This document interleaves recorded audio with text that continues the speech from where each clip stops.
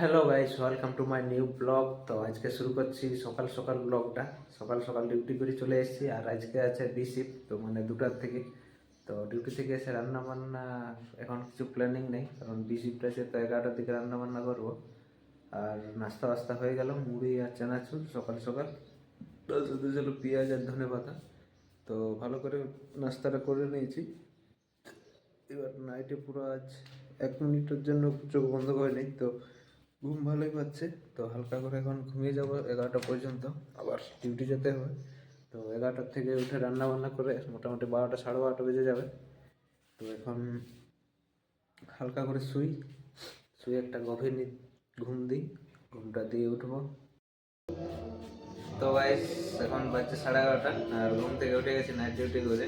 তো এখন রান্না বান্না চলছে, আর আকাশ আর কিচেন আসছে এখন রান্না কি করছে সেটা দেখতে। তো আলু ছুলছে আর মাছ নিয়ে এসছে, আর মাছ আর আলু চোখা করবে না, আলু চোখা আর মাছের ঝোল। আর আমার রান্না প্রায় হয়ে গেল। আমার রান্না আছে খুব বাঁধাকপি আর সোয়াবিন দিয়ে সবজি একটা। তো এখন প্রায় হতে এলো আমার রান্নাটা। দেখো এদিকে রান্নাটা, তো আমার এখানে রান্না আছে বাঁধাকপি, সোয়াবিন আর আলু, এই তিনটা দিয়ে। কারণ বাজার কালকে করে নেই, কালকে পুরো দিনটা বলেছে ঘুমাচ্ছি।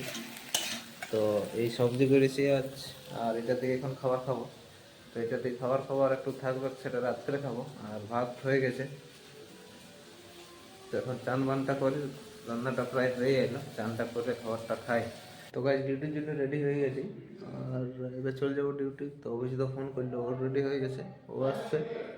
তো বাইরে নিচেও থাকে, মানে রোড সাইডে থাকবে। তো আমি ওর সাথে যাবো, তো ওর হেঁটে হেঁটে যাবো। এখন বাজছে 1:25, আমাদের পৌঁছিতে মোটামুটি 2টা হবে।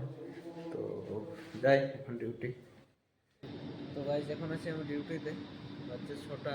এবার যাওয়ার ছিল, ম্যানেজারগুলো সব বাইরে যাওয়ার ছিল, আমাদের 9টা to 6টা ডিউটি। তো ঠিক যাওয়ার সময়টা হয়ে গেল একটা বড়সড় প্রবলেম। বাইরে একটা বড়সড় প্রবলেম হয়েছে আমাদের। তো সবাই যার জন্য বাইরে গেছে, যত আমাদের ইনচার্জ স্যার ছিল। আর এখন আমি একা আছি কন্ট্রোল রুমে। আমাদের নাস্তা করার টাইম হয়ে গেছে, কিন্তু প্রবলেমটার জন্য নাস্তা করতে পারছি না, সবাই বাইরে আছে, আর একা ছেড়ে যেতে পারছি না নাস্তার জন্য। তো দেখি কত তাড়াতাড়ি প্রবলেমটা সলভ হয়, তারপর নাস্তা করি।